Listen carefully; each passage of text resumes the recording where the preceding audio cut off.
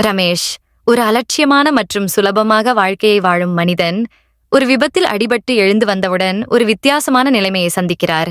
அவன் தன்மையை 3 முற்றிலும் மாறுபட்ட பாத்திரங்களாக மாற்றிக்கொண்டு செல்கிறான். ஒரு கடுமையான பள்ளி தலைமை ஆசிரியர், ஒரு பயமில்லாத ரவுடி மற்றும் ஒரு காதல் கவிஞன். பிரச்சனை தொடங்கியது ஒரே நாளில். அவன் 3 வெவ்வேறு சூழ்நிலைகளில் சிக்கிக்கொள்ளும்போது, ஒரு பள்ளி ஆய்வு, ஒரு ரவுடியின் ஒப்பந்தம் மற்றும் ஒரு காதல் பிரகடனம். அவனுடைய தன்மைகள் தவறான நேரங்களில் மாறுவதால் குழப்பம் தொடங்குகிறது. ஒரு ரவுடிக்கு தரமான வாழ்க்கை ஆலோசனை கிடைக்கிறது, ஒரு ஆசிரியருக்கு தேர்வு பேப்பருக்கு பதிலாக காதல் கவிதை கிடைக்கிறது, மற்றும் அவன் காதலி அவனை வேட்டையாடி பார்த்தபடியே இருக்கிறார். ஏனெனில் அவன் திடீரென்று ஒரு வெற்றிலை ஆபரேட்டரை மிரட்ட ஆரம்பித்து விட்டான்.